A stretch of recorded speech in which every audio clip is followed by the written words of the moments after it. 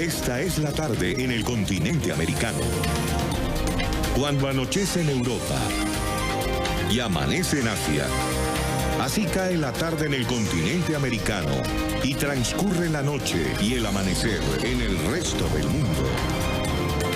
La tarde. Hola, bienvenidos a la tarde de NTN 24. Soy Carlos Eduardo Sánchez, soy por Idania Chirinos y es un gusto poder acompañarlos. Sean todos bienvenidos.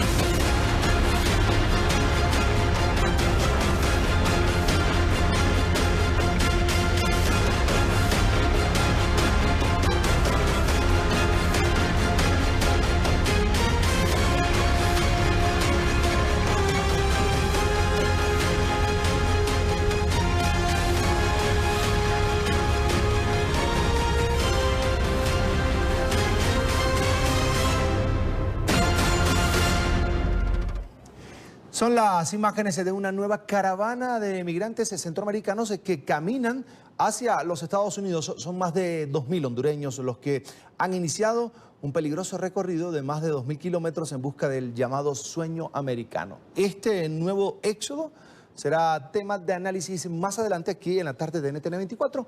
Por ahora revisamos otros temas de la agenda informativa de hoy.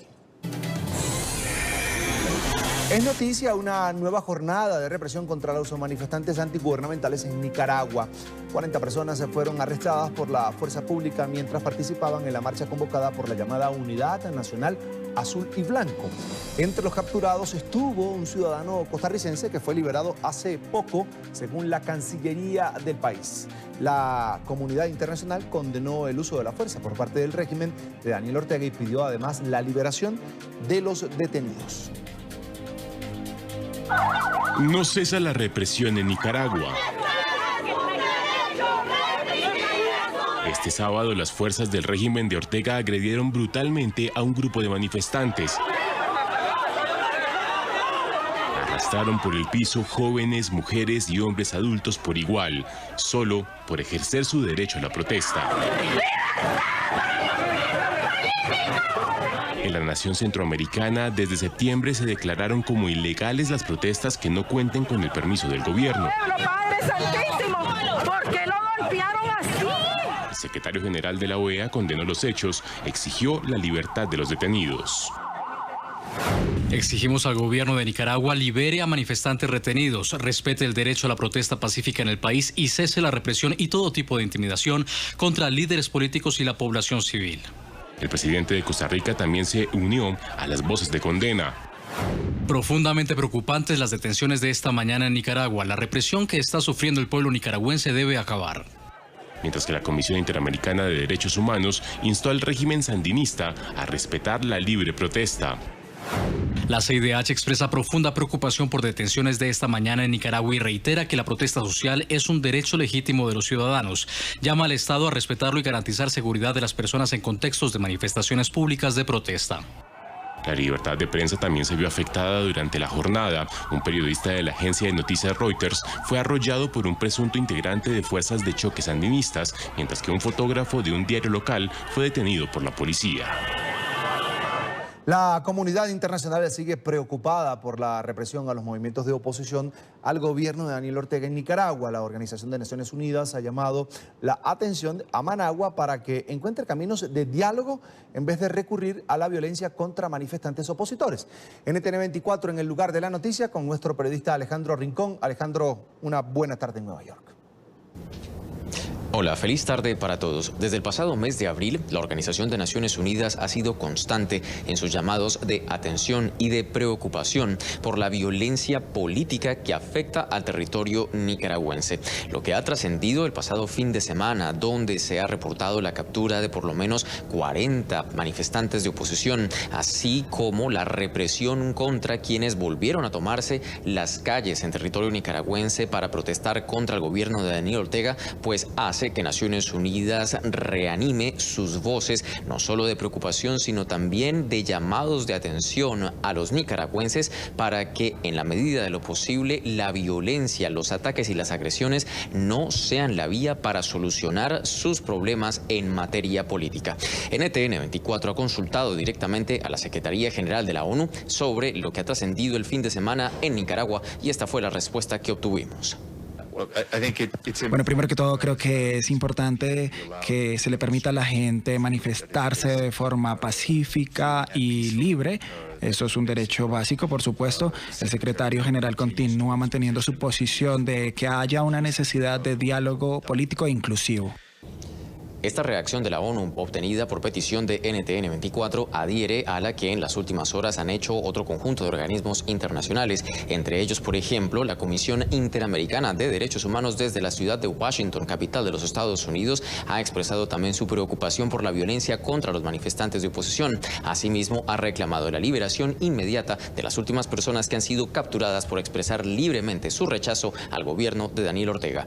Es todo lo que tenemos para ustedes por ahora desde la ONU. Continúen con más en la tarde. Y para hablar de esta jornada de detenciones, saludamos a Zaida Hernández, el líder estudiantil nicaragüense, además integrante, miembro del movimiento universitario 19 de abril. Zaida, una muy buena tarde, bienvenida a NTN 24. Buenas tardes, muchísimas gracias por el espacio.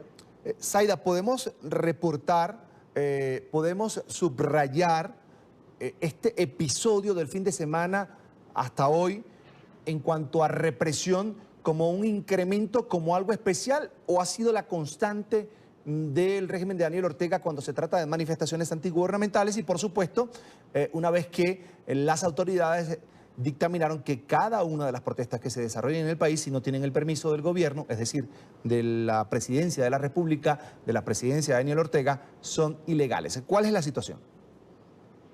Nicaragua por años no puede manifestarse de una forma cívica, ya que para el gobierno toda acción o toda protesta que vaya en contra del régimen es acusada como terrorismo. Ahora bien, tenemos casi 6 meses de estar sufriendo una represión brutal que día a día se agrava. Vimos el caso de ayer, 40 personas detenidas solamente por ir y exigir nuestros derechos. Ahora, como tú lo habías mencionado anteriormente, si no hay un permiso por parte del gobierno, estamos siendo apresados de una forma arbitraria. Ahora, ante esa situación de que definitivamente ya los nicaragüenses no van a poder manifestarse ante las políticas del gobierno, del régimen de Daniel Ortega, ¿qué tienen pensado? ¿Van a retar de alguna manera cívicamente en las calles? ¿Van a seguir convocando manifestaciones, movilizándose, exigiendo el campo político, exigiéndole al gobierno, al régimen, que convoque elecciones?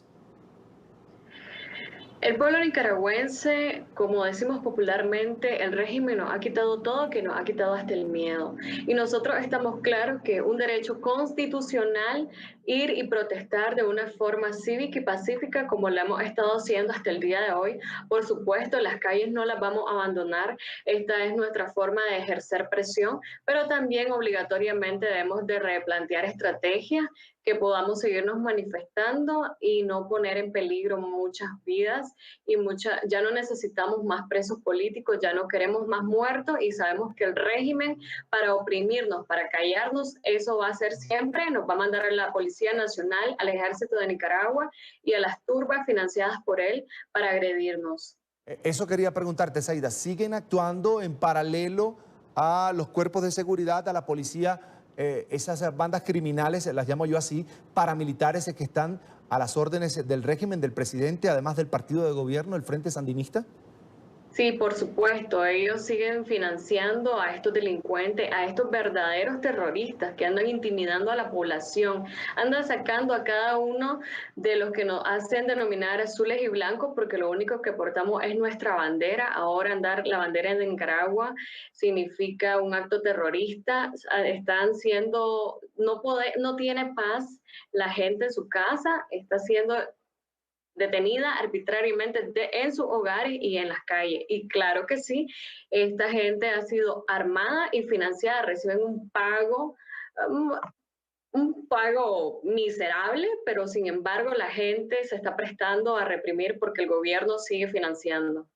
Zaida, en todo esto, desde que inició el conflicto en abril pasado, si no me equivoco, ¿cuál ha sido el papel del ejército, de las fuerzas militares de Nicaragua? ¿Siguen al margen? ¿Se prestan para de alguna manera apoyar la gestión, la represión que ejerce el gobierno a través de fuerzas políticas civiles y de la policía?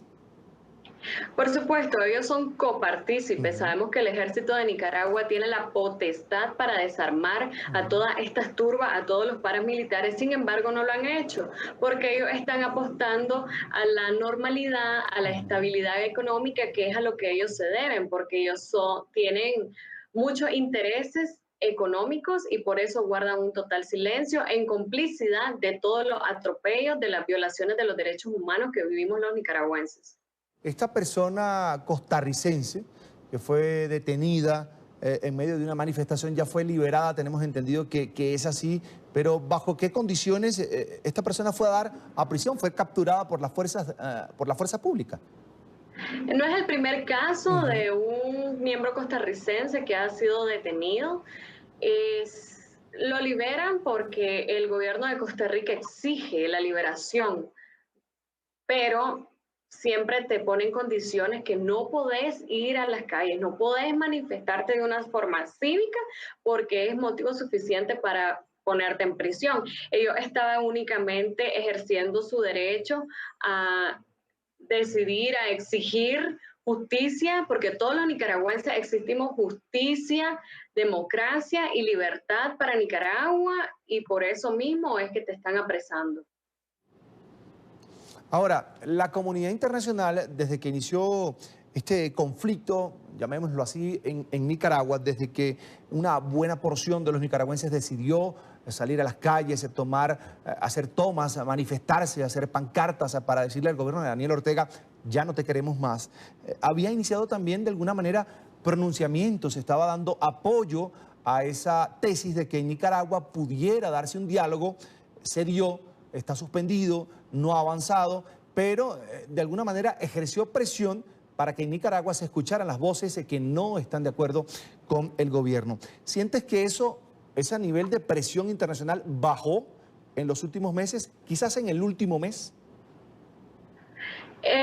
La comunidad internacional sigue trabajando, sigue levantando su voz, pero creo que cada día hay que ejercer los protocolos. La OEA debe de seguir poniendo un pronunciamiento firme y contundente. Necesitamos que la ONU, que ellos vivieron atropellos de forma personal cuando la oficina del Alto Comisionado fue expulsado de Nicaragua.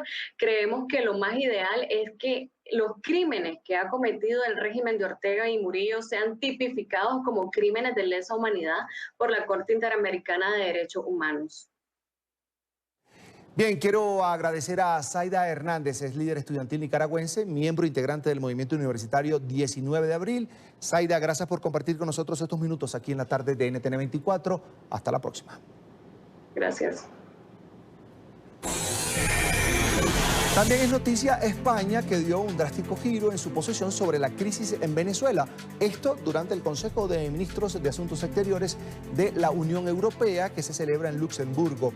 El ministro de Exteriores español defendió la necesidad de mantenerse firme ante el régimen de Nicolás Maduro y en defensa, además, de la democracia y los derechos humanos, pero apuesta en este caso el gobierno de Pedro Sánchez al diálogo en lugar de sanciones como vía para resolver el drama político y económico que vive el país suramericano. En NTN 24 la oposición venezolana se pronunció. Marcelo Moncayo con el reporte desde Madrid. Hola, ¿qué tal? Saludos para ustedes en la tarde. Desde España, sectores de la oposición venezolana rechazan que el gobierno de Pedro Sánchez desee impulsar, con el apoyo de la Unión Europea, un diálogo entre ese sector y el gobierno chavista. Creen que el diálogo con Maduro ya no es posible. Desde España, líderes de la oposición venezolana rechazaron este lunes la intención del gobierno español de insistir en un diálogo con el gobierno de Venezuela con el apoyo de la Unión Europea en calidad de facilitador. Para el exalcalde metropolitano de Caracas es imposible dialogar con el régimen de Venezuela y por eso piden al gobierno de Pedro Sánchez que endurezca su posición uniéndose al grupo de países que denuncia a Nicolás Maduro por delitos de lesa humanidad ante la Corte Penal Internacional. Nos parece absurdo siquiera que se llegue a intentar hacer este cambalache, que es un cambalache muy perjudicial para los intereses no solamente de Venezuela, sino de todo el hemisferio, de la comunidad internacional, que sería dejar de lado las sanciones, que además no son sanciones contra Venezuela. Es bueno aclarar que no estamos hablando de sanciones contra Venezuela, son sanciones contra narcotraficantes, contra gente que está relacionada con el terrorismo. De su parte, el ministro de Asuntos Exteriores de España, Josep Borrell, ha defendido este lunes desde Luxemburgo que la Unión Europea contribuya a facilitar el diálogo entre el gobierno de Nicolás Maduro y la oposición en Venezuela. Y ha negado que se esté solicitando levantar las sanciones al régimen chavista para facilitar ese proceso. Se ha hablado también de mediación, pero no se trata de una mediación, sino de una facilitación del diálogo para ver si es posible encontrar una solución que no resulte de una dramática evolución de la situación que está viviendo Venezuela. Nadie ha hablado de modificar las sanciones, hemos hablado de intentar explorar las vías para las que se pueda facilitar un diálogo, que por cierto, todos los venezolanos dicen que la solución tiene que salir de un diálogo político. De su parte, la alta comisionada de la política exterior de la Unión Europea, Federica Mogherini, aseguró que el bloque tiene muy clara su posición ante la crisis venezolana. Ya veremos si las condiciones pueden ser creadas para tener algún tipo de proceso político en desarrollo, pero lo primero y lo más importante debo decir que estamos extremadamente preocupados por la situación del país. Nuestra posición es clara y hemos tenido la oportunidad de discutir esto con todos los líderes regionales, con el presidente de Chile, el presidente de Colombia. Así que la Unión Europea, su posición es clara y la compartiremos de nuevo, pero veremos las formas en que evaluaremos si hay una oportunidad de ayudar a la región para encontrar una solución a una de las crisis políticas peores del mundo. Televidentes de la tarde, partidos políticos españoles como Ciudadanos y El Popular también consideran que Pedro Sánchez debe endurecer su posición frente al gobierno venezolano. Este es el informe para la tarde, Marcelo Moncayo, NTN 24, Madrid. Es noticia la Comisión contra la Impunidad de Guatemala, CICIG, que este lunes se convirtió en una de las 4 finalistas del Premio Anticorrupción 2018, concedido por la ONG Transparencia Internacional. El organismo que investiga graves delitos en Guatemala pasó a la última ronda de este galardón, al que 169 personas e instituciones fueron nominadas. El ganador será revelado el próximo 22 de octubre en Dinamarca durante la Conferencia Internacional Anticorrupción. Recordemos que recientemente el presidente de Guatemala, Jimmy Morales, decidió no renovar el mandato de la CICIG y prohibió además el ingreso al país de su director Iván Velázquez, a quien acusa de actuar en contra del Estado. También es noticia Francia, donde el paso de la tormenta Leslie ya deja 13 personas muertas en las inmediaciones de la ciudad de Carcassona. Según el Ministerio de Interior, otras 5 personas resultaron gravemente heridas tras las inundaciones por las fuertes precipitaciones que han caído en el sur del país. Socorristas siguen trabajando en las zonas afectadas. Advierten además que el número de víctimas mortales podría aumentar en las próximas horas. En este momento es una catástrofe. No, esto es impensable. No queda absolutamente nada. Y es noticia una nueva amenaza en el Océano Pacífico. Se trata de la tormenta tropical Tara, que se formó esta madrugada frente a las costas de los estados mexicanos de Colima y Michoacán. Según el Servicio Meteorológico Nacional, el fenómeno se desplaza a 4 kilómetros por hora con vientos máximos de 65 kilómetros por hora. El organismo pronosticó tormentas intensas para los estados de Coahuila, Nuevo León, Tamaulipas y Chiapas, así como tormentas muy fuertes para San Luis Potosí, Querétaro, Guanajuato, Jalisco, Colima, Michoacán, Oaxaca, Puebla y Veracruz. Es noticia México que, a pesar de sus avances en materia de seguridad pública, sigue siendo el país con más plagios en el mundo. La organización civil Alto al Secuestro hizo un llamado al presidente electo de México, Andrés Manuel López Obrador, para que no baje la guardia. En Ciudad de México, la capital, está David Romero con la información. David, buena tarde. Gracias, te saludo desde la Ciudad de México. Pues organizaciones civiles reconocen el avance del gobierno federal en materia del delito de secuestro, pero también mencionan que somos aún el primer lugar en el mundo en cuanto a secuestro, y es que los números no son pequeños. Hablamos de más de 11,000 secuestros en lo que va del presente sexenio. Durante este sexenio, es decir, del 1 de diciembre del 2012 al último día del mes de septiembre del 2018, tuvimos 11,642 secuestros. El delito de secuestro es el único que ha logrado mantenerse, no tan solo el no subir, sino mantenerse a la baja con un poco, pero hemos tenido una disminución en el delito de secuestro. Pero la cifra de verdad nos debe de conmover, porque no hay ningún otro país en el mundo que tenga esta cantidad de secuestros. Y dentro del discurso que manejan las organizaciones civiles también mencionan su preocupación que tienen respecto al próximo gobierno, ya que no ven ninguna claridad respecto a las declaraciones del próximo presidente electo Andrés Manuel López Obrador, ya que se ha pronunciado a favor de amnistías y de alguna manera consideran que se ha pronunciado acerca de apoyar y vigilar los derechos humanos de los delincuentes, pero sienten una indefensión total en cuanto a las víctimas. Al presidente electo le gana el templete, es muy buen político, entonces se pone muy eufórico y dice cosas que luego su equipo se pone en aprietos. Hoy por hoy no tenemos claro nada, ni una política de seguridad y mucho menos qué va a pasar con las víctimas del delito. Él ha hablado mucho de presos políticos y de amnistiar a personas, pero no ha dicho muy bien ni tenemos claro a quién, cómo y cuándo.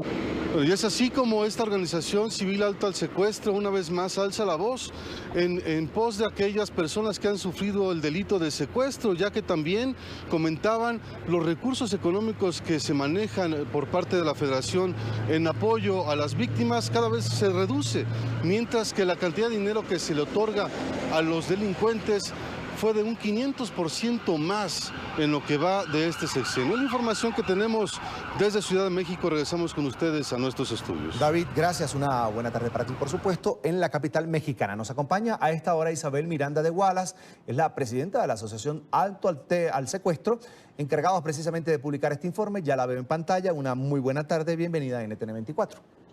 ¿Qué tal? ¿Cómo están? Buenas tardes. Gusto en saludarlos y a su auditorio. Sí, gracias. Bienvenida, por supuesto. Es un gusto para nosotros tenerla. Hay un tema aquí que me causa interés, y es que baja la cifra de secuestros en México, pero sin embargo el país sigue siendo el puntero a nivel mundial en este delito. Esto quiere decir que un sexenio, por ejemplo, de un presidente que ya se va a acabar, como es el sexenio del presidente Enrique Peña Nieto, no es suficiente como para dar resultados fehacientes, palpables a los mexicanos de que hay mayor seguridad y, por supuesto, decirle al mundo que se está haciendo lo correcto. ¿Usted cuál es el análisis que hace de esta situación de peligro que todavía vive México? Bueno. Sí, ¿me escucha, señora Isabel? Sí, lo escucho. Le comentaba que efectivamente faltan muchos esfuerzos por hacer, pero me parece justo decir que el gobierno federal sí actuó y el gobierno federal se preocupó por tener un mejor resultado. No así muchos de los estados, es decir, los gobiernos estatales, como fue el caso de Veracruz, Estado de México, la propia capital, Tamaulipas. Son estados que verdaderamente les falta mucho por hacer y tendrían que esforzarse muchísimo más para poder lograr abatir el delito de secuestro. ¿Son estados dominados por el crimen organizado, por narcotraficantes? Sí, así es. Tamaulipas, por desgracia, y el narco, por la frontera que tenemos y el tema de las drogas, ha golpeado de manera muy importante a la ciudadanía y al propio gobierno. Veracruz, no se diga, y hay varios grupos criminales disputándose. Recordemos que hay una parte que colinda Veracruz con Tamaulipas, se brincan de un lado para otro para andar secuestrando y para andar haciendo de las suyas. El Estado de México es un estado donde desgraciadamente ha faltado muchísimo más esfuerzo para poder combatir el delito de secuestro. Cuando se habla, se analiza el tema de México desde la lupa del tema de seguridad ciudadana, de seguridad pública, parece algo como imposible llegar a erradicar todo esto, sobre todo en las regiones, porque se dice que los cuerpos policiales a nivel regional están totalmente minados por el crimen organizado, por el narcotráfico. Y precisamente este informe lo que viene es a hacerle un llamado de atención al presidente electo de México, Andrés Manuel López Obrador. Asume el poder en diciembre y dice, no baje la guardia. ¿Qué esperan ustedes de este próximo gobierno? Indudablemente lo que queremos es que continúen reforzando las unidades, que continúe la coordinación y que se hagan campañas de prevención y que no se cambie a las personas que ya están capacitadas y que además ya están certificadas como personas confiables, pues para que la ciudadanía pueda seguir denunciando. Hoy vemos con mucha tristeza que hay estados donde la gente no confía y por eso se va a PGR. Y bueno, PGR, estábamos comentando, hay algunos estados donde prácticamente él atiende más de la mitad de los delitos de secuestro. Tal es el caso de la Ciudad de México y de Tamaulipas y del Estado de México también. Es decir, una reestructuración de los cuerpos de seguridad sería un error del nuevo gobierno. Yo creo que no es nada más una reestructuración, creo que necesitamos indudablemente tener más policías, pero policías honestos, que los salgan de las universidades, que les den un mejor salario, porque hoy la mayor parte de los policías municipales, muchos están puestos por el propio crimen organizado. Señora Isabel, países que envían drogas a México, por ejemplo, un factor determinante en el clima de inseguridad y, por supuesto, de este tema de los secuestros, del crimen organizado en México, siempre culpan a Estados Unidos, países como México, como Colombia, donde se produce también droga, siempre culpan a Estados Unidos por esta situación, porque este sea y siga siendo un negocio rentable, que sea una industria que da muy buenos resultados. Ahora, ¿cree usted que este nuevo gobierno de Andrés Manuel López Obrador, que AMLO debería en este caso acercarse mucho más a Estados Unidos, compartir más información, es decir, armar un Dream Team para poder controlar las fronteras, es decir, que más allá de las diferencias políticas se cree un equipo grande para poder combatir el tema del crimen organizado que tanto daño le hace a Estados Unidos y por supuesto a México y a todo el continente? Mire, yo creo que tenemos varios problemas, igual que hemos tenido beneficios por ser frontera con Estados Unidos, pero hablando de lo que dificulta pacificar a nuestro país, a México, tiene que ver con que Estados Unidos permite que cualquiera compre armas en la cantidad que quiera y además están pasando a México. Mientras no se logre un acuerdo para que no estén comprando armas de manera discriminada y además indiscriminada, y además que estén pasando por una frontera que pasa prácticamente cualquier cosa que quepa por el aire, por la tierra, pues tendremos muchísimos muertos. Y algo que nos preocupa es que nosotros los mexicanos estamos poniendo la sangre y ellos los adictos. Creo que ellos tienen que plantearse seriamente en poner un programa real para combatir ese tema, quitar tanto adicto que ellos tienen. Y a mí me preocupa porque el tema de las drogas es solo una arista de muchas cosas que tenemos que ver con la violencia, porque en nuestro país también tenemos que mueren muchas mujeres por cuestión de género, no nada más por el tema de las drogas. Y también nos preocupa indudablemente que el crimen organizado en nuestro país, en México, se dedica a muchos delitos. Suponiendo que el presidente lograra controlar el tema de las drogas, ellos no se van a quedar quietos. Ellos tienen derecho de piso, tienen extorsión, tienen secuestro, trata de personas, se dedican a otros muchos delitos. Entonces, si el gobierno quiere cambiar esta condición, el gobierno electo, tiene que buscar una política articulada y transversal para que pueda hacer varias cosas de manera simultánea para poder abatir la inseguridad en México. ¿Debe incrementarse el presupuesto de México, del gobierno de México, para temas de seguridad, para reforzar incluso la preparación de los cuerpos de seguridad del Estado? No estaría segura exactamente que ahí estuviera la solución. Yo creo que lo que sí es importante es que inviertan indudablemente en la prevención, cosa que hoy no se hace en nuestro país. Yo creo que el tema de seguridad, lo que tendrían que hacer también sería quitar tanta corrupción que hay para compra de equipos, de patrullas, que lo único que deja es dinero a quien los compra, pero que a veces son innecesarias. Hay que invertir más en la gente y menos a lo mejor en los inmuebles. Hay que invertir en el personal y hay que invertir también en inteligencia, es decir, comprar todos los instrumentos que se requieren, como los que tiene Estados Unidos, para poder hacer una inteligencia y en lugar de tener tantas armas.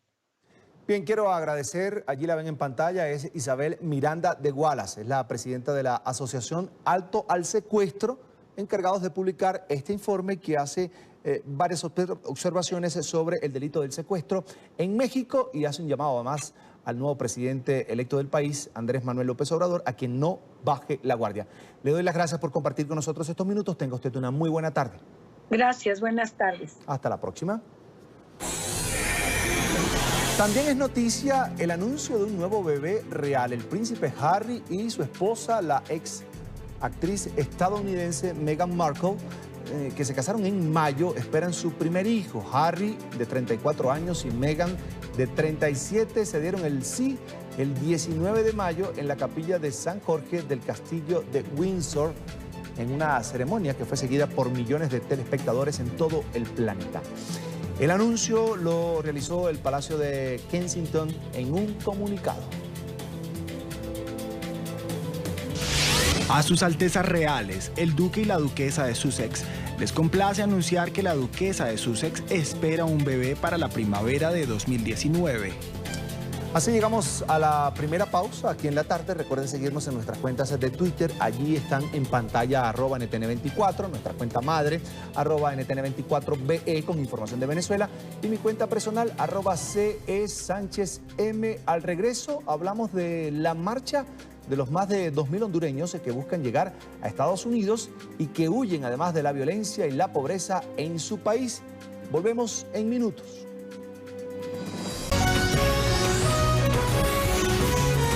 Continuamos con La Tarde.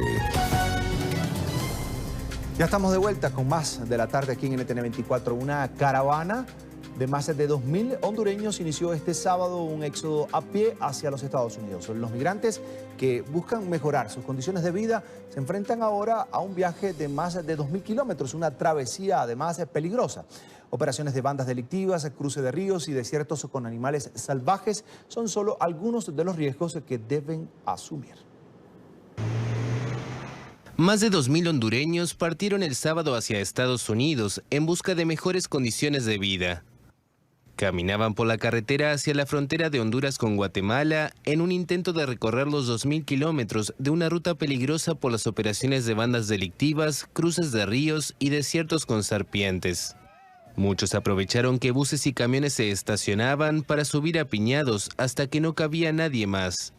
Aquí hay mucha escasez y mucha delincuencia y no, ya no se puede vivir aquí. El año pasado fui a solicitar visa y no me dieron, me la negaron. Entonces ahora aprovecho esta oportunidad para ver si los puedo ver. Esta semana el vicepresidente de Estados Unidos, Mike Pence, se reunió en Washington con los presidentes de Guatemala, Jimmy Morales, y Honduras, Juan Orlando Hernández, así como el canciller mexicano Luis Videgaray, para pedirles que busquen la forma de detener la migración. Según medios estadounidenses, Arabia Saudí podría estar preparándose para admitir que el periodista del Washington Post falleció en una interrogación fallida. El secretario de Estado Mike Pompeo viaja hoy a Riad para reunirse con el rey de Arabia, con quien va a tratar el caso de Jamal Khashoggi o Khashoggi, como se pronuncia correctamente. Emiliana Molina, nuestra periodista de NTN24 en Washington, tiene el reporte. Emiliana, una muy buena tarde. Así es, ¿qué tal? Muy buenas tardes. Esos son los más recientes acontecimientos en esta investigación, que después de 13 días de la desaparición del periodista del Washington Post y del periodista saudí Jamal Khashoggi, por fin autoridades y expertos forenses logran entrar a este consulado en Estambul para investigar precisamente qué fue lo que sucedió con este periodista del Washington Post. Por su parte, antes de salir rumbo a Florida el día de hoy, el mandatario estadounidense Donald Trump asegura o insinúa que esta desaparición podría haberse llevado a cabo a manos de asesinos por su cuenta propia. Y es que no se sabe nada de este periodista desde el pasado 2 de octubre, cuando este ingresó a las instalaciones de este consulado, acompañado por su novia, quien mientras él entraba al consulado a recoger unos documentos, esta lo esperaba en las afueras, pero el periodista nunca volvió a salir de las instalaciones. El día de hoy, el mandatario estadounidense Donald Trump ha enviado al secretario de Estado Mike Pompeo precisamente a reunirse con el rey Salman en Riad para esclarecer los hechos. El rey me dijo que Turquía y Arabia Saudita están trabajando mano a mano y de forma muy cercana para determinar qué fue lo que sucedió en este caso, así que vamos a ver qué pasa. Pero puedo decirles que el secretario de Estado Mike Pompeo está yendo literalmente hacia Arabia Saudita, así que nosotros vamos a estar atentos de esto, porque bueno, el rey me dijo que formalmente ellos no saben, desconocen todo respecto a esto que sucedió, y creo que se trata de asesinos malvados los que están involucrados en este caso, pero Arabia Saudita siempre lo ha negado. Y es que este periodista del Washington Post, Khashoggi, publicaba a menudo artículos de opinión donde denunciaba el miedo, la intimidación y las detenciones de intelectuales en Arabia Saudí que expresaban sus opiniones personales. Esta mañana el mandatario estadounidense Donald Trump también aseguró que sostuvo una conversación con el monarca de Arabia Saudí, donde aseguraba que las autoridades de su país estaban trabajando junto con oficiales turcos para intentar esclarecer los hechos. Pero expertos aseguran que el mandatario estadounidense desde aquí, desde Washington, posiblemente le está dando la razón a los saudíes sin tener completamente todos los datos precisos. Bueno, nuevamente creo que lo que dije más temprano es que él tiene por sobre todo una estrategia de seguridad nacional que ha hecho dos cosas. Uno, ha degradado los derechos humanos y el respeto a la prensa. Él mismo ha atacado a la prensa en este país. Y segundo, ha demostrado que quiere enfocarse en países como China.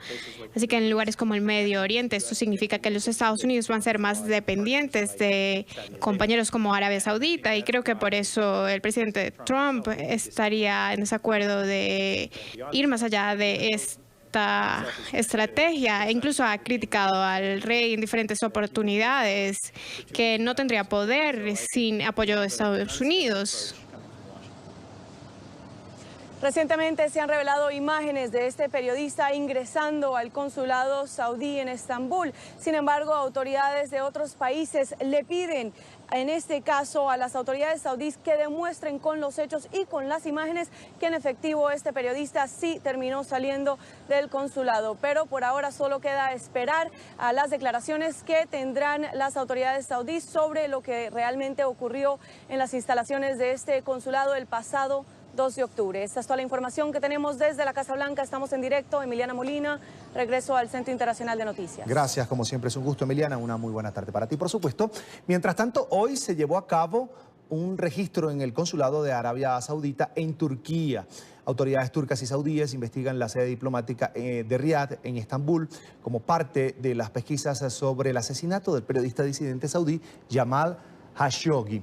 La decisión se tomó tras la conversación telefónica de anoche entre el presidente turco Recep Tayyip Erdogan y el rey de Arabia Saudita. Este es el consulado de Arabia Saudita en Estambul, donde ocurrieron estos hechos. Fue aquí donde el periodista saudí Jamal Khashoggi habría sido visto por última vez el pasado 2 de octubre.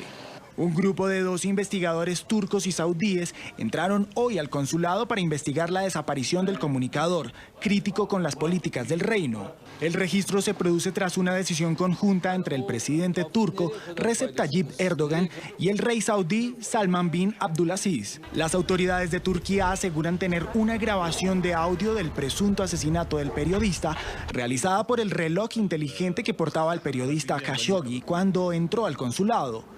Y la prensa turca ha sugerido que Arabia mató al comunicador disidente. Los saudíes han negado rotundamente el asesinato del periodista. El ministro del Interior dijo que las acusaciones son mentiras sin fundamento y rechazó cualquier amenaza de sanciones vinculada con la desaparición.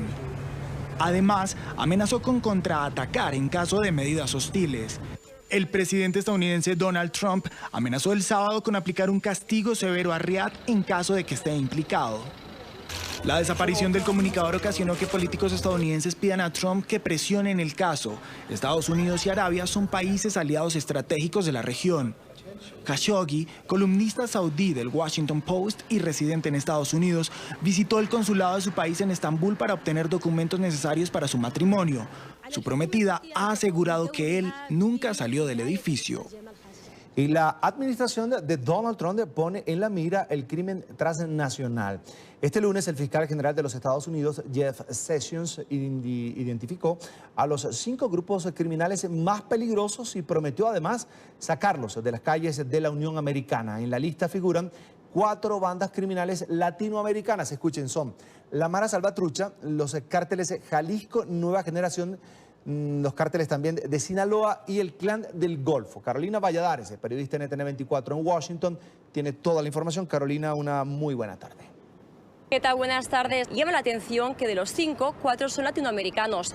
Vamos a repasarlos. Figuran en la lista la temible Mara Salvatrucha, también están 2 cárteles mexicanos, el cártel de Sinaloa y el de Jalisco Nueva Generación. También figura un cártel colombiano, el Clan del Golfo, y llama mucho la atención que en esta lista figure también el grupo islamista Hezbollah.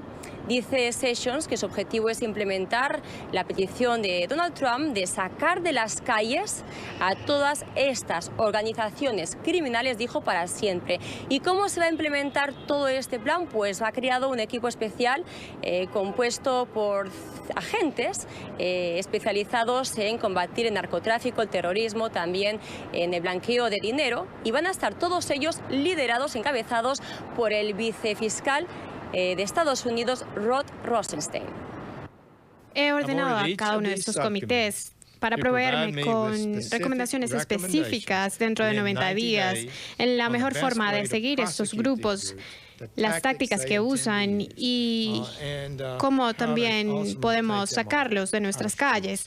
Con el consejo de estos profesionales especializados, el departamento tendrá la mejor posibilidad de seguir las órdenes del presidente y desmantelar estas organizaciones. El subcomité con fiscales con conocimiento y agresivos, trabajando con los mejores agentes que tenemos, es el modelo correcto para usar. Creo que estas organizaciones van a encontrar que están enfrentando mucha más presión intensa que lo han hecho en el pasado, y vamos a comprometernos con todas nuestras agencias del gobierno aquí y con nuestros aliados en el extranjero.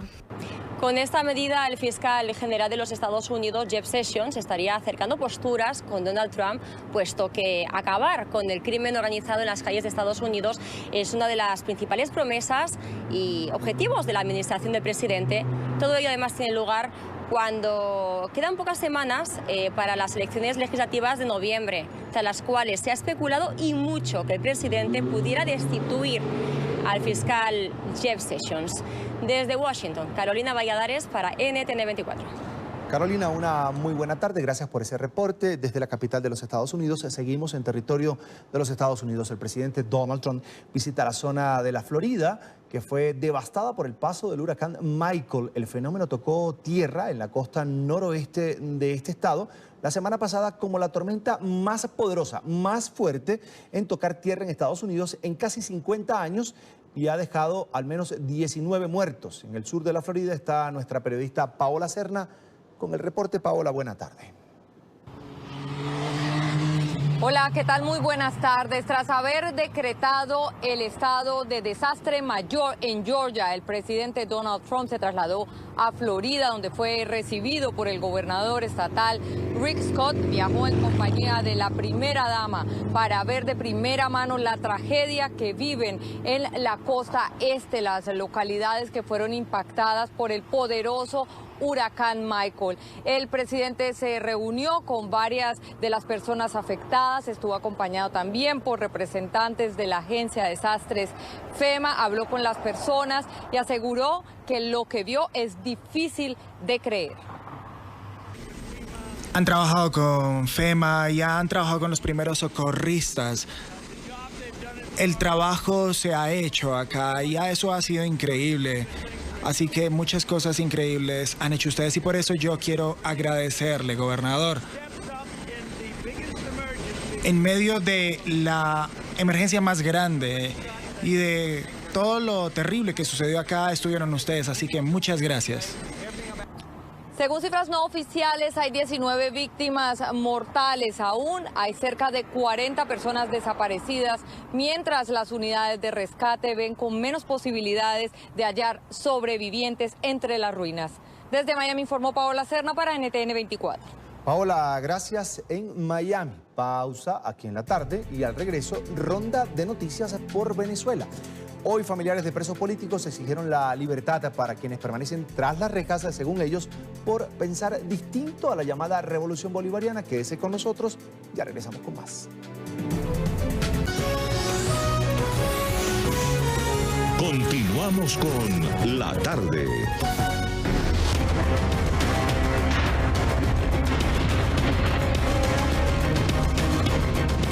Tras cumplirse 8 días del presunto suicidio del concejal venezolano Fernando Albán, diputados a la Asamblea Nacional, además concejales, protestaron frente a la sede del Servicio Bolivariano de Inteligencia, está en Caracas, en la capital venezolana, para pedir que se informe sobre las verdaderas causas de su muerte, ya que al día de hoy hay más preguntas que respuestas sobre este caso. Nuestro periodista en Caracas, Oliver Fernández, tiene el reporte. Oliver, buena tarde. Con una corona de flores, diputados y concejales caminaron hasta la sede del SEBIN en Caracas. ¡Esto no es suicidio! ¡Es un homicidio! ¡Esto no es suicidio! ¡Es un homicidio! Insisten en que no fue un suicidio. Son muchas las interrogantes que en algún momento, cuando en Venezuela haya justicia, tengamos poderes independientes, se sabrán. Créanme que nosotros no vamos a dejar de luchar hasta que se haga justicia en el asesinato del concejal Fernando Albán. Nosotros queremos que se muestren los responsables de que Fernando Albán, estando en custodia de un cuerpo como es el SEBIN, no pudieron preservar su vida y le retardaron el proceso de presentación ante los tribunales. Entonces, desde Primero Justicia haremos todo el accionar de carácter legal y de carácter político, acompañando, por supuesto, al equipo de abogados de nuestro compañero Fernando Albán. La diputada Dinora Figuera exhorta al fiscal designado por la constituyente Tarek William Saab a que se inhiba de su cargo por su presunta complicidad en la muerte del concejal Fernando Albán. Y le solicitamos a la presidenta de la Comisión de Política Interior que dé toda la apertura a esta consignación de este chat que nosotros estamos haciendo para develar la corresponsabilidad de Tarek William Saab, que debería estar inhibiéndose de esta situación con esta acusación que nosotros le estamos dando. El mundo entero sabe que se cometió un acto de injusticia, de violación de los derechos humanos y de crimen atroz. El concejal Fernando Albán nació en Colombia. Diputados opositores pedirán al gobierno de Iván Duque que solicite al gobierno de Maduro una investigación imparcial sobre la muerte del funcionario público. Vamos a solicitar, por supuesto, al gobierno colombiano que solicite, por supuesto, una investigación también al respecto, porque aquí nada abunda. Todo ayuda a que se esclarezca la verdad, a que los familiares de Fernando Albán puedan tener una paz en relación a las investigaciones de estos hechos. Los parlamentarios aseguran que la Comisión de Política Interior de la Asamblea Nacional está recabando elementos que podrían dar con las verdaderas causas de la muerte del concejal Fernando Albán. Tras cumplirse 8 días de la muerte en extrañas circunstancias del concejal Fernando Albán, los ciudadanos tienen más preguntas que respuestas. Es la información que manejamos desde Caracas. Continúen con más de la tarde de NTN 24. Y la extraña muerte del concejal Fernando Albán en la sede de la Policía Política del Gobierno de Venezuela, en el SEBIN, ha puesto sobre la mesa nuevamente las condiciones de los demás presos políticos en el país. Familiares de quienes han sido detenidos por pensar diferente al régimen piden a Nicolás Maduro que les conceda la libertad o que por lo menos ofrezca garantías para su seguridad. Según organismos defensores de derechos humanos, actualmente en la nación petrolera existen por lo menos 248 presos políticos. Y desde nuestro estudio en Caracas, en la capital venezolana, allí lo vemos en pantalla, nos acompaña Renzo Prieto, expreso político, diputado a la Asamblea Nacional de Venezuela, además defensor de derechos humanos. Renzo, una muy buena tarde y bienvenido a NTN 24, es un gusto. Muchas gracias por la invitación y bueno, aquí seguimos trabajando a pesar de todo lo que hemos vivido y bueno, denunciando todas las atrocidades que el régimen sigue cometiendo con todos los presos políticos y con todo en general el pueblo de Venezuela. El caso de Fernando Albán, concejal, opositor, que duró muy poco tiempo en poder del gobierno venezolano, en poder del SEBIN, exactamente, que lo tenía bajo custodia. Estaban tratando de vincularle, en este caso, en la investigación del supuesto magnicidio contra Nicolás Maduro y que murió. Ha puesto sobre la mesa nuevamente, en relieve además, las condiciones en las que estarían, según organizaciones defensoras de derechos humanos en Venezuela, más de 240, exactamente 248 presos políticos. Tú que eres un defensor de derechos humanos, dirigente político opositor, por supuesto, expreso político, quería preguntarte, ¿estos presos políticos están en diferentes cárceles del país, solo en Caracas? ¿Cuál es la condición de ellos? Y quisiera preguntarte también, Renzo, ¿qué se sabe de los procesos judiciales? Yo tengo entendido, o mejor dicho, conozco muy bien el Código Orgánico Procesal en Venezuela y sé que hay unos lapsos para que las personas enfrenten el juicio. ¿Cuál es la condición de la mayoría de esos presos políticos, 248 que todavía existen en Venezuela? Bueno, en cuanto a las condiciones de reclusión, o sea, como quien dice, parte ya de las precarias condiciones en general de todos los presos en Venezuela, los presos comunes, que siempre han sido unas condiciones precarias, no aptas a las condiciones de todos los derechos, como quien dice, derecho a la alimentación, el derecho a un espacio acorde para el detenido.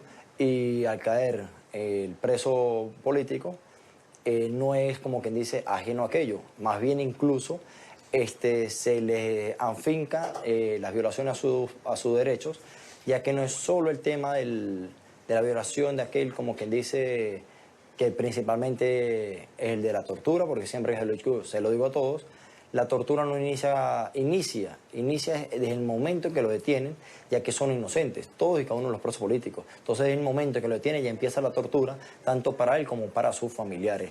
Desde ahí ya es el momento, como decir, inicial de torturas. Y de ahí parten el otro tipo de tortura, como son que si la física, la psicológica y demás, que se le aplican a todos los presos políticos en Venezuela. En el proceso de las diferentes cárceles, pues es variable la condición en la cual habitan. En unas pues son hacinados, en otras son aislados, en otras las condiciones de alimentación son precarias, porque en ninguna, voy a decir que en ninguna cárcel la condición de alimentación de una u otra forma es buena, no. Lamentablemente son condiciones precarias, pero hay otros que la viven en peores casos, como lo pasó con el compañero diputado Gilbert Caro, quien salió con graves problemas gastrointestinales por el tipo de alimentación que le proveían, que incluso era alimentación, comida podrida. Entonces, no es que nadie la viva bien, sino todos la viven mal, y hay otros que la viven aún peor. En el caso del proceso judicial, no se escapa ningún preso en Venezuela. Y como vuelvo a repito, el preso político se la afincan más en este tema, ya que la orden es dejarlos tras las rejas, sea cual sea juzgado, sea cual sea el delito que se le invente, ya que a ellos no les importa si es un delito administrativo, si es un delito grave, si es un delito menor. No, igual, que se queden allí, a pesar como en el caso de los jóvenes que fueron excarcelados del Golpe Azul y luego los fueron otra vez a buscar para meterlos otra vez tras las rejas, e incluso se la persiguió a la familia. Ellos cumplieron una condena que en Venezuela, menor a 5 años, se tuvo que haberle dado la libertad de una vez. Pero aún así fueron condenados y fueron enviados a prisión, y allá duraron un tiempo como de 3, 4 años, hasta tanto se le dio la excarcelación, y horas después a algunos se les fue enviado a la cárcel y a otros se le atropelló a la familia. Entonces esto es un proceso que lamentablemente pasa de lo judicial para quedarse en lo político. Hay muchos que, como en mi caso, el proceso son 2 días para la presentación, que en algunos casos no se cumplen, luego son 40 días, 45 días de investigación, que al llegar a ese término no hay pruebas ni elementos de convicción para que la persona siga detenida, y aún así sigue tras las rejas. Luego pasa un proceso que si algo de retardo procesal que puede durar 2 años, y al cumplirse no se toma, como quien dice, al pie de la letra, sino se le extienden 2 años más, y aún así siguen tras las rejas, que fue como en mi caso. Pasé los 4 años, más de 4 años, mi juez de juicio estuvo conmigo más de 3, de los cuales nunca me dio despacho, pero nunca me aprobó el retardo procesal penal, que por ley se establece, ya que para ella no hay, cuando la falta de darme apertura al juicio fue por falta del tribunal, por no querer dar despacho en ningún momento. En todos estos casos son así, y en el caso del Golpe Azul, que son los últimos, ahí se muestra otra vez lo aberrante que es el proceso judicial en Venezuela, donde no se cumple ninguna ley en nuestro país. En nuestro país no hay leyes, no se cumple nada. Lo que hay es puro papel, y ahí nomás. O sea, se queda en papel, pero nadie acata lo que la norma establece. En el caso del compañero Fernando Albán, que como bien dicen, nacido en Colombia, él fue detenido y en menos de 48 horas terminó lamentablemente asesinado. Y así hay que decirlo, porque muchos dicen de parte del gobierno, régimen, que dice que fue lamentablemente él quien se suicidó. Yo digo, lamentablemente eso no es así, porque mi compañero de caso, quien se llama Rodolfo González, se llamaba, que todo el mundo lo conocía como el aviador, se suicidó el 12 de marzo del 2015 en la celda 3 del pasillo B del helicoide, al frente, al pasillo al lado donde yo permanecía recluido. Y yo digo, él se suicidó ¿por qué? Él no se suicidó porque él quiso, porque él tomó la decisión porque sí, no porque a través de tantas torturas psicológicas, tantos tratos crueles e inhumanos que nos fuimos llevados y esos días previos a su muerte, fue a causa de la presión interna en ese lugar y a causa de los funcionarios que nos mantenían custodiados en dicho lugar y en dichas fechas. Entonces ellos fueron los que llegaron hay algo a la que muerte. quiero resaltar aquí. Fue un homicidio por parte del señor y por parte del señor Fernando. Hay algo que quiero preguntarte, porque Dígame. tú describes muy bien la situación de los reclusos en Venezuela, porque sabemos que la condición del resto de los reclusos en cuanto a alimentación, traslados, por supuesto atención médica, es una situación también complicada. Pero cuando se trata de un preso o de un determinado denominado preso político, es decir, una persona que se opone desde un partido político, desde las calles se ha opuesto a las políticas de la llamada Revolución Bolivariana, la situación es aún peor, es lo que tengo entendido y lo que yo quisiera que tú hoy le explicaras a nuestra audiencia o le reiteraras. Claro, es incluso peor. ¿Por qué? Porque primero y principal, son inocentes. Todos y cada uno de los presos políticos son inocentes. Nada más estar ahí ya es algo, como quien dice, tú estás tras las rejas por no cometer ningún crimen, no cometer ningún delito, ni siquiera ni infringir ninguna ley ni una norma. Nada más por ahí empieza, como que dice, el calvario, el suplicio para cada uno de ellos. Y peor, ¿por qué? Porque se les niega, a pesar de saber sus casos, a pesar de saber que son inocentes, a pesar de saber todo, es una arremetida total contra ellos, y no es una arremetida solo por un grupo menor, sino es por todo el Estado que, como quien dice, los quiere pisoteados, los pisa, les pone el pie encima, no tanto a ellos, sino a su familia. Por eso digo, la tortura no es solo para los presos, sino es para sus familiares, como en el caso de Requesens, del compañero diputado parlamentario, quien lleva más de 60 y pico de días tras la reja, más de 2 meses, y su familia solo lo han visto en 3 oportunidades. ¿Por qué? Porque simplemente es un parlamentario, porque simplemente, como quien dije, es una ficha clave para el gobierno de decir, mantenerlo tras la reja y demostrar que, o sea, que puede contra nosotros, a lo cual nosotros le decimos no va a poder nunca con la oposición, porque la oposición va a seguir trabajando, va a seguir luchando y va a seguir buscando la salida de ese régimen para conquistar la libertad que tanto añoran todos los venezolanos. Y yo siempre le digo a los muchachos, a todos los que han salido, y agradezco la libertad de Loren Saleh, y no se la agradezco al gobierno, se la agradezco a Dios y a la Santísima Virgen por permitirnos ver al compañero tras las rejas, ya que él duró más de 4 años igual que yo, y sabemos lo que es vivir esos momentos.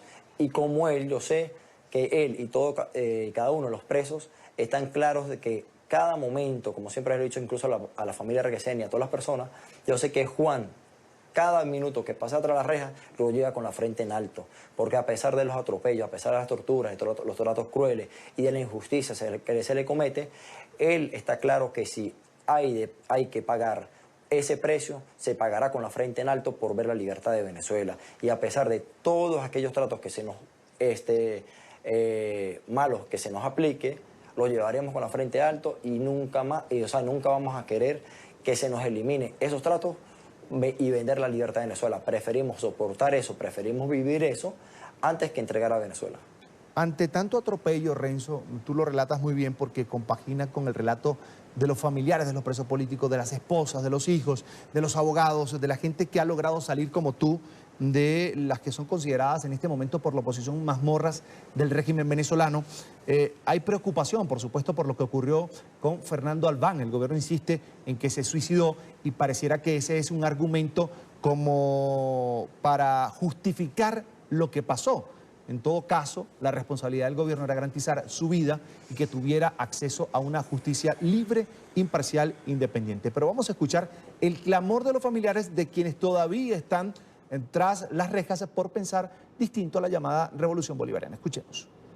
Mi padre, Benito Tirado, fue un dirigente político asesinado en las cárceles de este país. Una situación que yo viví también y que pensé que en algún momento podía correr con la misma suerte que corrió mi padre. Perder la vida por pensar distinto ante quien gobierna.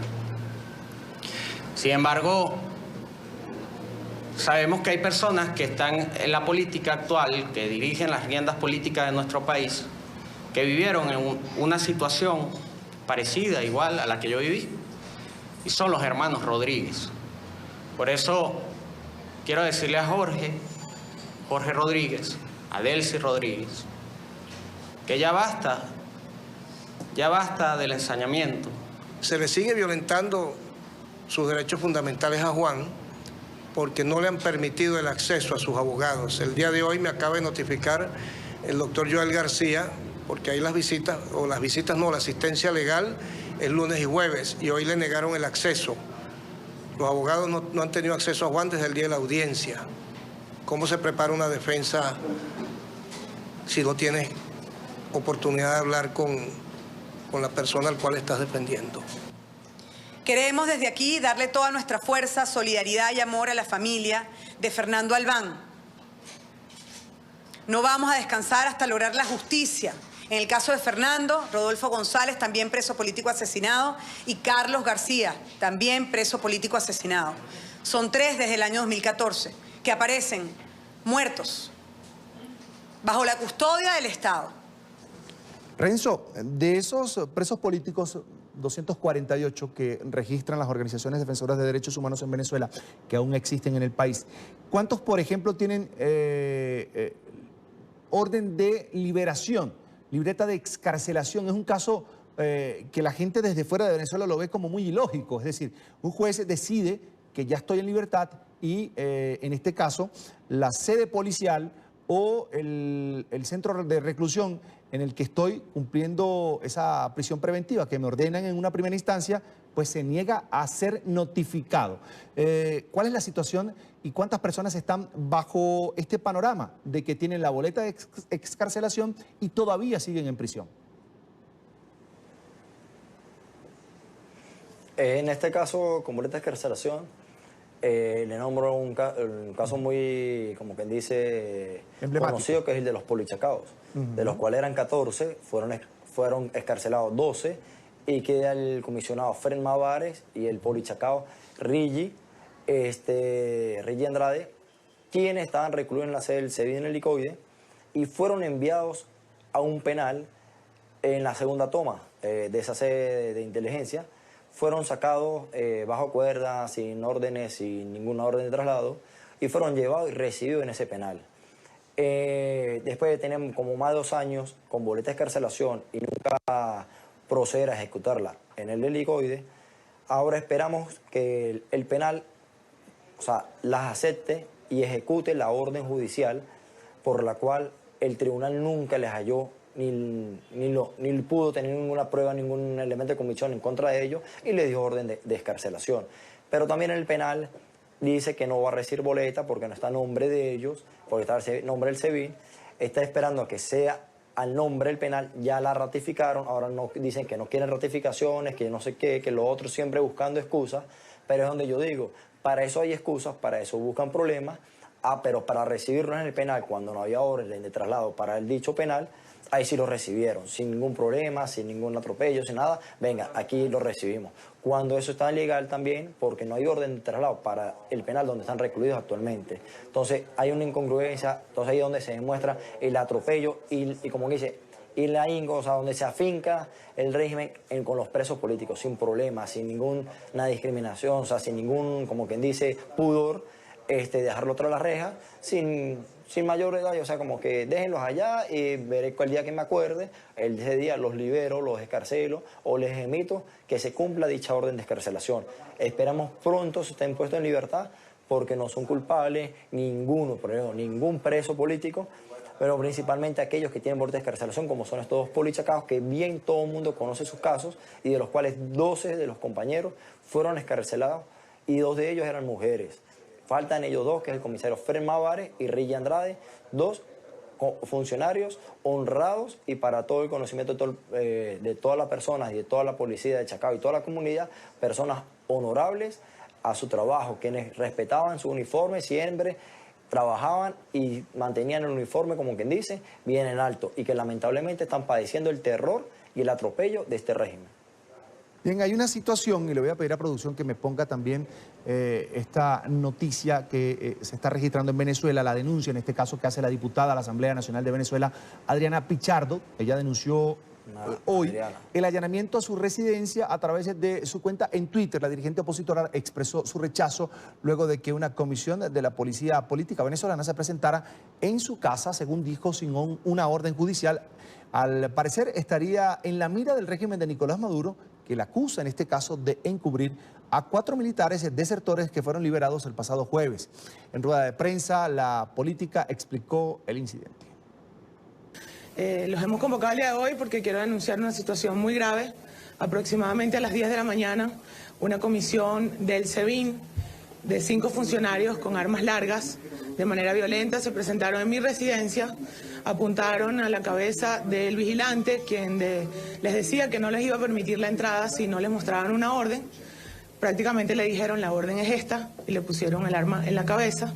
Lo hicieron llamar a mi señora madre de 74 años, que era la única persona que se encontraba en mi casa. Allí vivimos solo ella y yo, bajo que les mintiera y le dijera que bajara a firmar un recibo. Cuando mi mamá bajó, lo que se encontró pues fue a esos funcionarios que se identificaron como SEBIN, pero sus camisas y los vecinos luego me dicen que decía era de GESIN, a pesar de que ellos dijeron ser funcionarios del SEBIN. Ellos con armas largas le dijeron a mi mamá que tenían que subir a mi casa. Mi mamá les dijo que no y le dijo, señora, vamos a subir por las buenas o por las malas. Así subieron a mi casa, le preguntaron por mí. Yo por supuesto me encontraba aquí en mi oficina como todos los días y le preguntaron por un tal Ricardo Antich. Ricardo Antich es uno de los militares de la aviación que fue liberado el pasado jueves y luego nuevamente lo fueron a buscar esa noche. Como bien lo sabe el país, yo en la mañana pues anuncié la liberación de esos 4 jóvenes militares y en la noche también denuncié lo que estaba ocurriendo con la persecución a su familia y los allanamientos ilegales. Renzo, guerra avisada no mata soldado, es un refrán muy popular en América Latina. ¿Qué crees tú que el gobierno de Venezuela, el régimen, está allanando el camino para, de alguna manera, acorralar a esta dirigente opositora Adriana Pichardo, además diputada a la Asamblea Nacional? Bueno, esperemos que no pase más allá de una intimidación, ya que Adriana, como todos, no ha cometido nada fuera de la ley, no ha cometido ningún crimen, no ha cometido ningún delito. Lo que ha hecho es ayudar a todos los presos políticos. En mi caso me apoyó ayudando a denunciar mi caso y demás. Lo que ha hecho es defender y luchar y acompañar a todos los familiares, a todos y cada uno de ellos en esta grave situación por la cual pasan todos los días. Lamentamos lo que sucedió. La acompañé en la tarde, la acompañé en esa rueda de prensa, es mi amiga, es mi compañera, es mi colega, y esperemos que no pase más allá del amedrentamiento, más allá de darle un susto, ya que, igual que a todos los presos políticos, nadie merece estar preso, y mucho menos injustamente, porque aquel que cometió un delito bien lo paga, pero que lo pague de una manera, vamos a decirlo, incluso justa, porque o sea, repito, como en el caso aquí en Venezuela, que es así, si tú cometiste un delito, vas a estar a las rejas, pero todo legal, todo bajo el marco legal, donde no se te violen sus derechos. En el caso de los presos políticos, es peor el panorama, es peor la situación cuando termina tras las rejas, porque primero es inocente y luego porque las injusticias son mayores con respecto a un preso común, aunque en general las violaciones son para todos. Unos menores que otros, pero para todos se les violan sus derechos, y no queremos ver a Adriana que pasar por esta situación, ya que no se lo merece, ya que no ha cometido ningún crimen, no ha cometido nada, y su pecado ha sido defender todos los presos políticos y estar de la mano con sus familiares. Bueno, quiero agradecer a Renzo Prieto, expreso político venezolano, diputado a la Asamblea Nacional de Venezuela y defensor de derechos humanos, por compartir estos minutos con nosotros aquí en la tarde de NTN 24. Renzo, gracias. No, gracias a ustedes, hermano, y un saludo a todos los venezolanos y a todo, como que dice, a toda la gente, a todos los venezolanos que están regados por el mundo, que nos están viendo, darle el agradecimiento a todos por el apoyo y que esperamos pronto vuelvan a Venezuela. Bien, gracias, una muy buena tarde. Hasta la próxima, Renzo. Avanzamos. El cantante venezolano Miguel Ignacio Mendoza, mejor conocido como Nacho, compartió con los venezolanos que cruzan la frontera hacia Colombia en búsqueda de un mejor futuro. El artista entregó bolsas con comida, zapatos y otros suministros a sus compatriotas. NTN 24 está allí en el lugar de la noticia con nuestro periodista en la frontera colombo-venezolana, Jorman Leal. Jorman, buena tarde. Hola, ¿qué tal? Buenas tardes. Yo los saludo desde las inmediaciones del puente internacional Simón Bolívar en la frontera entre Colombia y Venezuela. En esto que ustedes ven aquí al fondo es donde ayer el cantante venezolano Nacho arribó hacia la frontera colombo-venezolana. Él tenía un concierto en horas de la noche en el municipio de Villa del Rosario, pero sacó tiempo para venir hasta este punto fronterizo donde diariamente cruzan cientos de migrantes venezolanos. Esto para saludar a sus seguidores, quienes pasan diariamente por este puente internacional. Aprovechó también para arremeter en contra del gobierno de Nicolás Maduro, quien lo ha perseguido en diferentes ocasiones, y asimismo resaltó que cuando huyó de Venezuela lo hizo a través de una trocha. De aquí no te vas sin mí. El cantante venezolano Nacho aprovechó su visita al municipio de Villa del Rosario para llegar hasta la frontera con Venezuela y saludar a los migrantes que por allí cruzan. ¿Cómo estás, papito? ¿Cómo te va? A Nacho, el gobierno de Nicolás Maduro le retiró su pasaporte y no puede regresar a su país. Fíjate, me pican los pies por cruzar, no te lo puedo negar. No te lo puedo negar, tengo muchas ganas de volver a mi país. Llegar hasta este punto de la frontera le recordó la vez en la que escapó de su país por una trocha y la persecución en su contra por parte del régimen de Nicolás Maduro.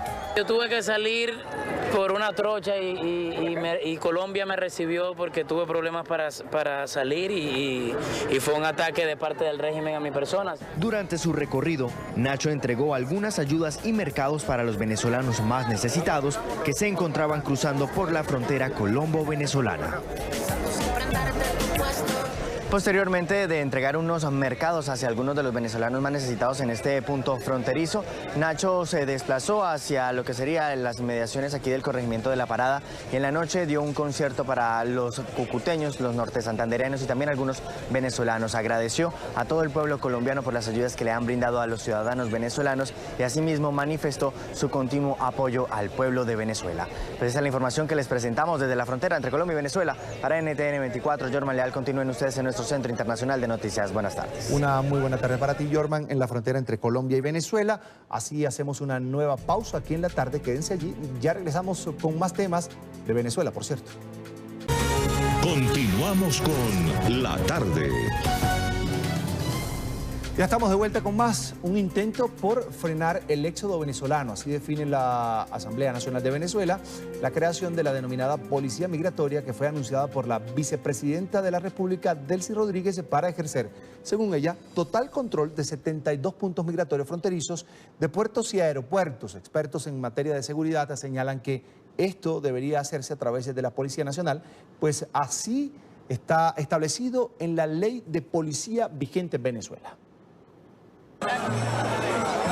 En Venezuela fue creada la denominada Policía Migratoria. Según el anuncio de la vicepresidenta Delcy Rodríguez, esta buscará el control migratorio para que sea la verdad la que se imponga, pues denunció que la situación fronteriza del país es vendida al mundo por Colombia y Estados Unidos a través de mentiras. Sin embargo, desde la Comisión de Política Exterior de la Asamblea Nacional indican que esto refleja la crisis del éxodo de ciudadanos y tratan de controlarlo para que internacionalmente sea percibido de otra manera, pues tanto la OEA como la ONU han registrado la salida de al menos 2,5 millones de personas. Están tácitamente reconociendo o explícitamente reconociendo que hay una crisis, porque evidentemente si no tuviésemos el flujo migratorio que hoy tiene Venezuela, estamos hablando, como te decía, según la ONU. Ellos no pueden decir que la ONU está inventando, que la ONU es parte de la conspiración internacional. Para el experto en materia de seguridad, Fermín Mármol García, la creación de esta policía en un momento migratorio como el que actualmente se vive en el país hace presumir que se quiere restringir el flujo de venezolanos hacia otras naciones.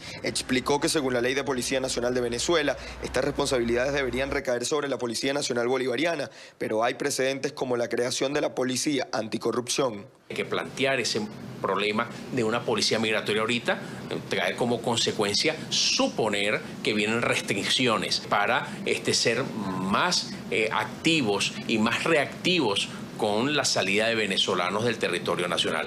Indicó que los esfuerzos deberían ir conducidos para evitar que las fronteras sean de libre paso para la delincuencia organizada, que aseguró está presente junto al narcotráfico y la guerrilla en estas zonas. Por supuesto que quisiera que Venezuela dejara de ser un país colador. Claro que yo deseo que haya controles, pero ¿a quién vamos a controlar?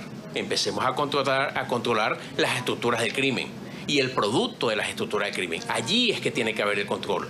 La creación de esta policía fue acompañada por el anuncio del aumento del costo del pasaporte de 7.200 bolívares soberanos, es el equivalente a 2 petros, 4 salarios mínimos o $114.9 según la tasa de cambio oficial DICOM, una cantidad que es impagable para muchos venezolanos. No me parece posible, o sea, hay que reunir demasiado, hay que trabajar demasiado para reunir una plata que en realidad uno necesita más que todo es para comida, porque se parece que está utilizando la comida actualmente, la plata actualmente, perdón. Si antes fue algo totalmente duro conseguir un pasaporte, hoy en día va a ser algo totalmente imposible. Para Francisco Sucre, con esto intentan aprovechar la gran demanda de pasaportes que ha generado la diáspora venezolana para así obtener dinero que les sirva de financiamiento.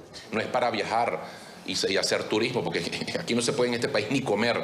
¿Quién va a pensar que alguien va a pedir un pasaporte para salir de vacaciones con su familia, como era antes en Venezuela, como es en cualquier país del mundo? Están pidiendo pasaportes para salir huyendo del socialismo del siglo XXI. Quiero saludar a esta hora a Carlos Malamud, investigador de América Latina del Real Instituto Elcano. Allí lo ve en pantalla. Bienvenido a la tarde de NTN 24. Un placer. Es un gusto. Se anuncia en Venezuela una policía migratoria. La oposición teme que lo que se quiera es controlar el éxodo que se está presentando. La pregunta es, ¿controlarlo ahora, después de que han salido millones de venezolanos en busca de una mejor vida, de un mejor futuro? Bueno, evidentemente no es lo mismo hoy que hace un año atrás o 2 o 3 años atrás, cuando la migración podía ser un goteo permanente, pero un goteo al fin. Hoy se ha convertido en un serio problema, no solamente para Venezuela, sino también para la región. Y de alguna forma la imagen de Venezuela está en entredicho con la salida de más de 2,5 millones de personas en un lapso de tiempo relativamente corto. Ahora, se le salió de las manos a Nicolás Maduro la crisis, es decir, este éxodo permanente contradice la tesis del paraíso revolucionario que él y su gobierno intenta vender en todo momento. De alguna manera sí, claro. Es decir, de ahí, por ejemplo, la puesta en marcha del plan Vuelta a la Patria, que ha mostrado ser un fracaso, pero que intentaba inicialmente convertirse en un escaparate de propaganda del régimen y mostrar que, bueno, que en realidad los que se iban no estaban tan felices fuera y que prácticamente había cola frente a las embajadas de Venezuela para agolparse en los vuelos charter con destino a Caracas otra vez, ¿no? Esto, repito, ha fallado y sí, de alguna manera lo que inicialmente parecía ser una cosa que beneficiaba al propio régimen, como era la salida de aquellas personas de mayores recursos, de la burguesía alta o mediana, aunque fueran personal cualificado, pero ya esto está tocando a sectores muy diversos de todos los estratos sociales y evidentemente de alguna manera lo que aparece es comprometida, como decía antes, la imagen del régimen.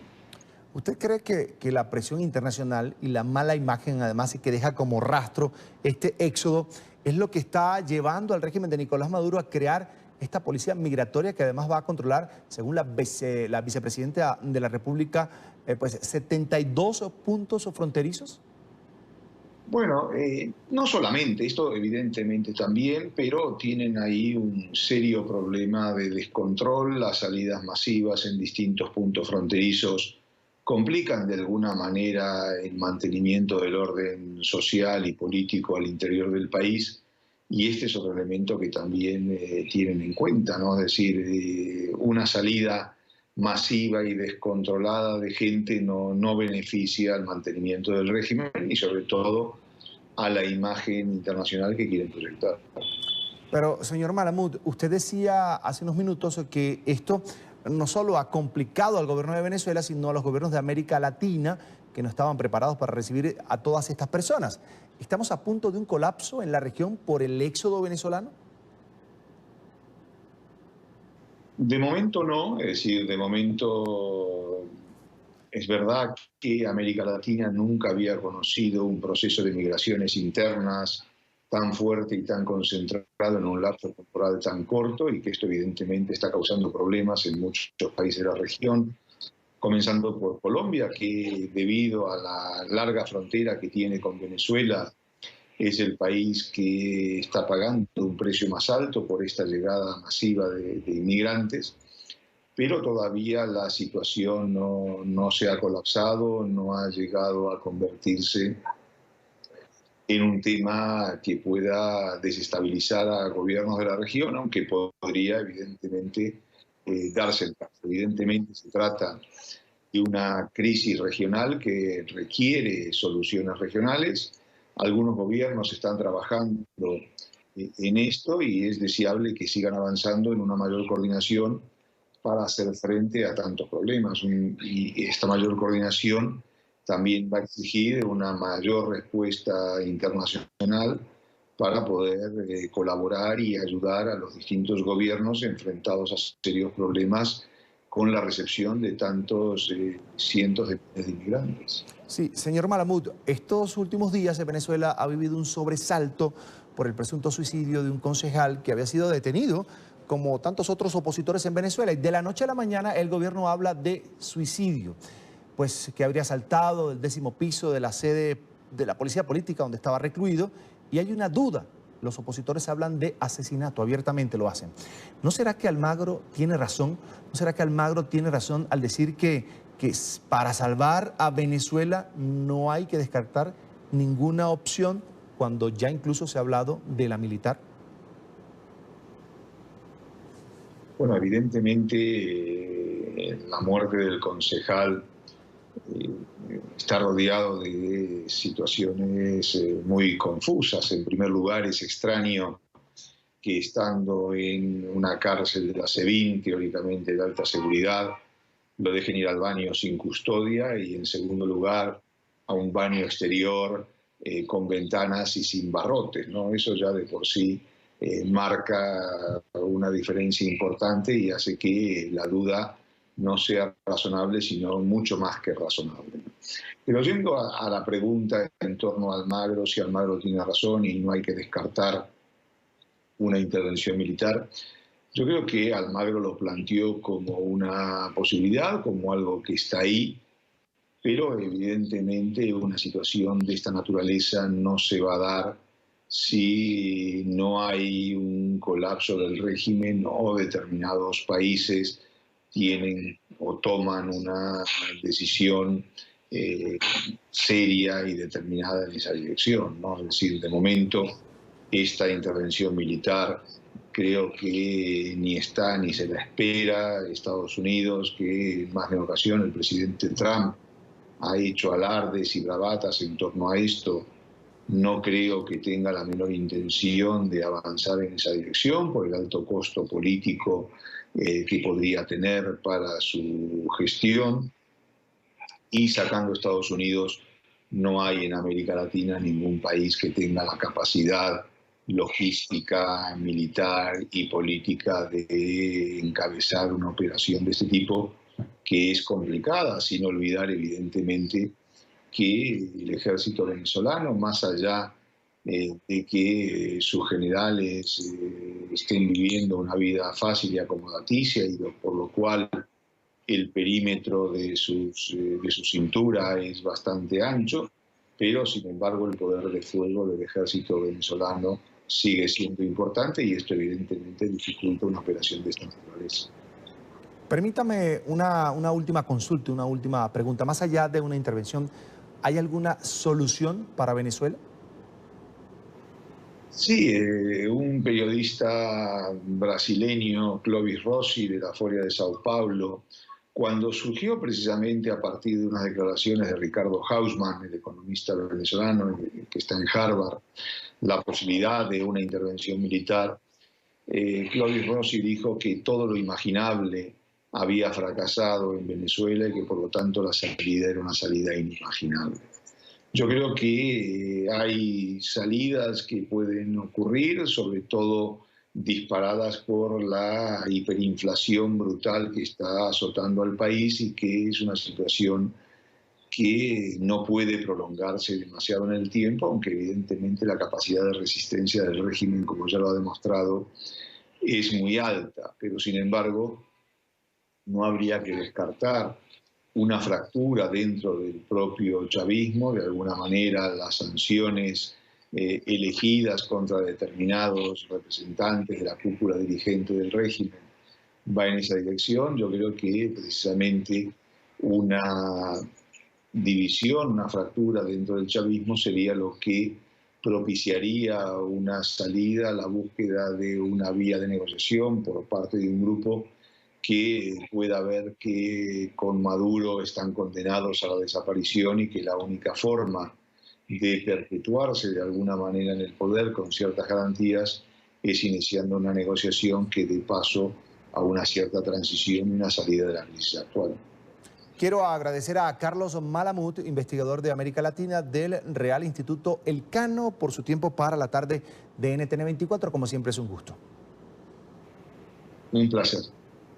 Bien, seguimos en Venezuela, sin recursos para sepultar a los muertos. Otra cara de la crisis económica que padecen los venezolanos. Durante los últimos meses, los ciudadanos deben recurrir a medidas extremas como enterrar a sus seres queridos, a sus familiares, en el patio de la casa por no tener dinero para pagar el funeral. Una vivencia que se ha vuelto común en todas las regiones del país y a la que se han tenido que acomodar los miembros de la Cámara de Empresas Funerarias.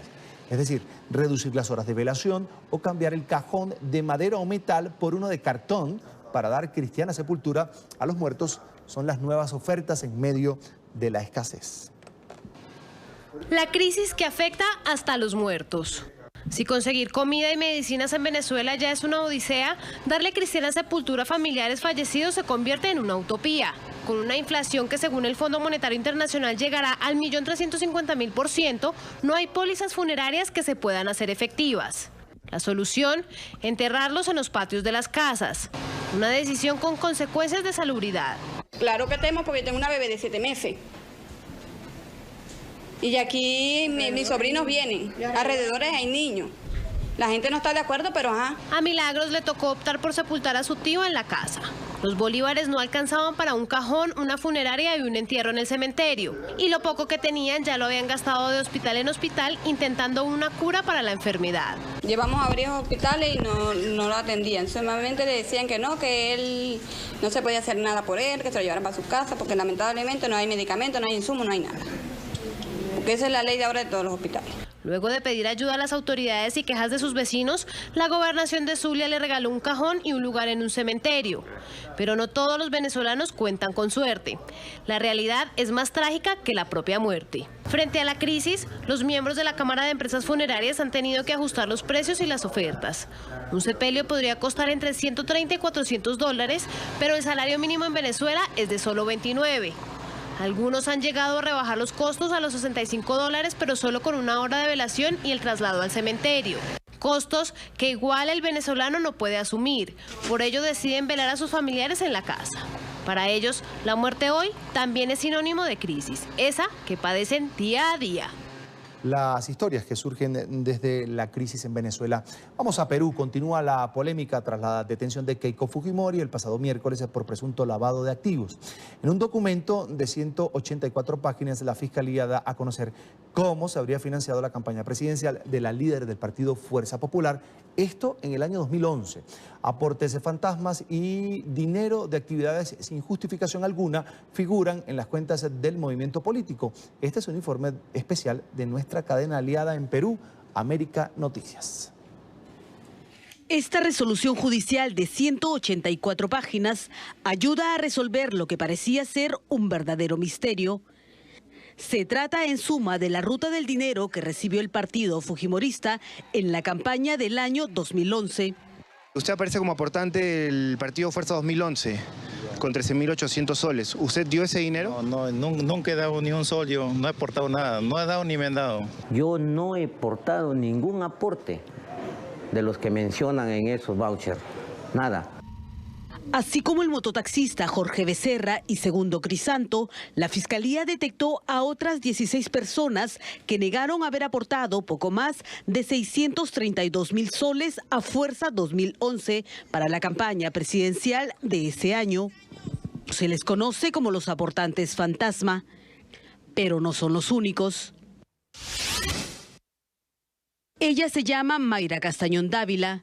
Vive en San Martín y en el año 2011 era apenas estudiante. Sin embargo, en papeles aportó 41.000 soles que recaudó haciendo parrilladas. Castañón y otras 15 personas no han podido acreditar los aportes de dinero de Fuerza 2011. Para la Fiscalía no tienen solvencia económica y por lo tanto no tendrían capacidad de aportar. En este grupo figuran una ama de casa, 2 vendedoras de comida, un cocinero y un agricultor. Todos ellos figuran ante la OMPE como aportantes de 263.000 soles. La Fiscalía de Lavado de Activos también encontró que 17 financistas de Fuerza 2011, con grandes aportes económicos al partido, habrían ingresado dinero usando el método del pitufeo, es decir, a través de pequeños montos para evitar el control bancario. Bajo este sistema, el partido recibió más de 1 millón de soles. Los famosos cócteles y rifas del partido fujimorista en el 2011 no se pudieron documentar. Se trata de más de 2 millones de soles sin sustento. No se ha podido identificar a los asistentes y participantes de estos eventos. La Fiscalía no descarta que a través de estas actividades se haya ingresado a las cuentas del partido fujimorista $500.000 entregados por Odebrecht. Como se recuerda, Jorge Barata también narró la entrega de otros $500.000 y de $200.000 adicionales a pedido de Ricardo Briceño. En total, la brasileña Odebrecht habría entregado $1.200.000 a favor de la campaña presidencial de Keiko Fujimori en el 2011. El dinero, según los brasileños, acogidos a la colaboración eficaz, provino de la Caja 2 de la División de Operaciones Estructuradas, la oficina encargada del pago de coimas. Vamos a México. Se incrementaron las solicitudes de refugios. En 2017 ingresaron 39 millones de extranjeros y algunos de ellos se quedaron en el país. Este aumento ha generado ciertas irregularidades que nos las presenta nuestra cadena aliada Imagen Televisión.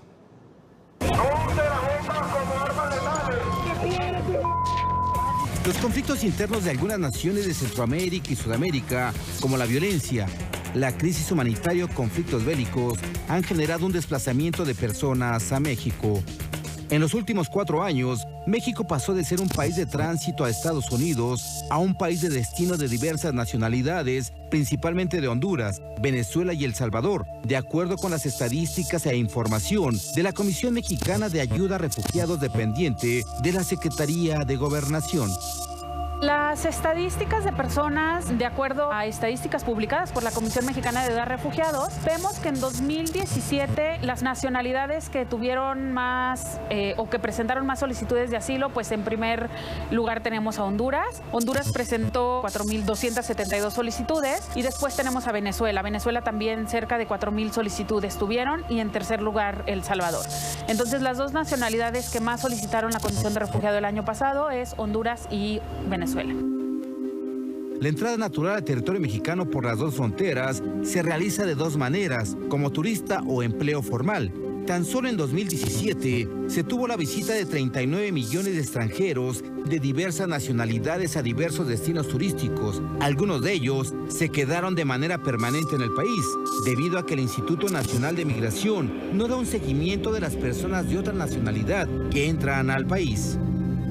El instituto les otorga 180 días para realizar las actividades que dijeron que iban a realizar en México, que en la mayoría de los casos es turismo y ya no hay un seguimiento, ¿no? O sea, no hay una como bitácora de a ver dónde te vas a quedar y ahora te sigo para ver si te quedas ahí, no existe eso.